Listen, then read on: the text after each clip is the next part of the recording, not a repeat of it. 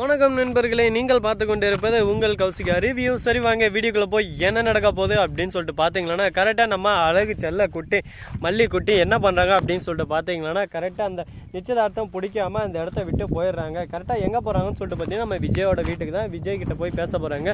எங்கே வெண்பா பார்த்துருவாங்கன்னு சொல்லிட்டு மல்லி நீ மொட்டை மாடிக்கு போ, நான் வரேன்னு சொல்லிட்டு சொல்லிடுறாங்க. மொட்டை மாடியில் போயிட்டு கீழே வைக்கான்னு மல்லி ரொம்பவே கதறி அழுந்துன்னு இருக்காங்க. என் வாழ்க்கையே நாசமாக போச்சு, எல்லாத்துக்கும் காரணம் நீங்கள் தான்.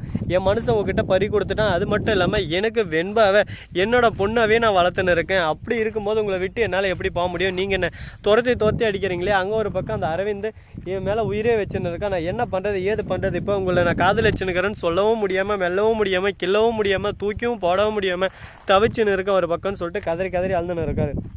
உடனே நம்ம விஜய் வந்து பக்கம் உட்காந்து, இதை பார் மல்லி, வாழ்க்கைன்னா இப்படி தான். எனக்கு நீ ரெண்டாவது வந்து என் குழந்தைய பார்த்து உன் வாழ்க்கை நீ ஸ்பாயில் பண்ணிக்காத. உன் வாழ்க்கை நல்லா இருக்கணும். அந்த அரவிந்த் தான் நல்ல பையனாக இருக்குது. அவனை கல்யாணம் பண்ண சந்தோஷமா இரு.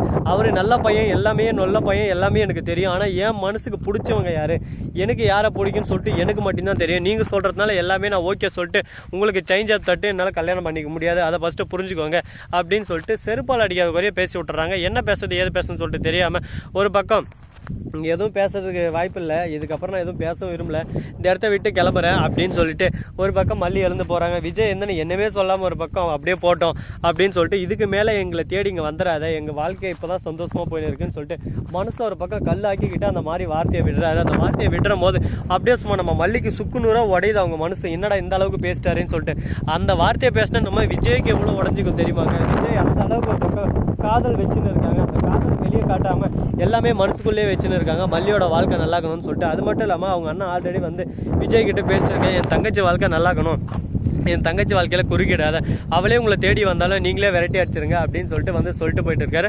அப்படி நீங்கள் ஏதாவது பண்ணலைன்னா என் வாழ்க்கையில் என் தங்கச்சின்ற ஒரு தேவையை கூட நான் சேர்த்த மாட்டேன். அதுக்கப்புறம் அண்ணன் தங்கச்சின்ற உறவை மொத்தமாக தலைமொழிகிட்டு தான் வரணும். அதுக்கு சம்மந்தம்னா நீ அவளை கல்யாணம் பண்ணிக்கணும்னு சொல்லிட்டு சொல்ல உடனே அப்படிப்பட்ட எனக்கு உறவு வேணாம், நீங்கள் சந்தோஷமாக இருங்கன்னு சொல்லிட்டு போயிடுறாங்க. மறுபக்கம் அந்த நிஷா இருக்கால, அவர் இருந்துன்னு கார்த்திக்கு, அதாவது கார்த்தி என்கிற நம்ம விஜய்க்கு ஃபோன் பண்ணுறாங்க. ஃபோன் பண்ணி, என்ன விஜய் நல்ல முடிவு எடுத்துட்டியா? இன்னும் 2 நாள் தான் இருக்குது, என்ன முடிவு டக்குன்னு சொல்லு. வெண்பா என் கூடயே வர போகலாரா, இல்லை வெண்பாவுக்கு அவர் அம்மாவை தேடி தரப்போறியா அப்படின்னு சொல்லிட்டு கேட்க, அவர் சைலண்ட்டாக அந்த ஃபோனை கட் பண்ணிடுறாரு.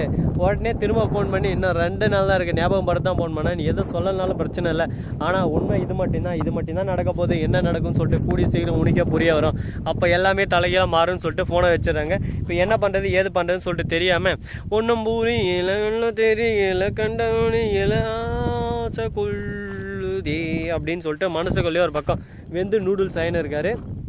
சரி ஓகே ஏதோ ஒன்று பண்ணலாம் அப்படின்னு சொல்கிறேன். இந்த விஷயம் எப்படியோ காற்று வாக்கில் நம்ம மல்லிக்கு போக, மல்லி இருந்து நான் விடவே மாட்டேன், எப்படி ஏன் வெண்பா ஏன் பொண்ணு அவகிட்ட கொடுத்தனுப்பலாம் அப்படின்னு சொல்லிட்டு சண்டைக்கு வர ஆரம்பிக்கிறாங்க. திரும்ப முதல்ல இருந்தடா எப்பா என்னால் முடியலடா, எனக்கு அப்படியே தலையெல்லாம் சுத்துடா அப்படின்ற கான்செப்டில் தான் போயின்னு இருக்குது. ஸோ நண்பர்களே, இந்த வீடியோ பிடிச்சிருந்தா லைக் பண்ணுங்கள், கமெண்ட் பண்ணுங்கள், ஷேர் பண்ணுங்கள், டிண்டிங் மேலே தட்டி விட்டு போங்க.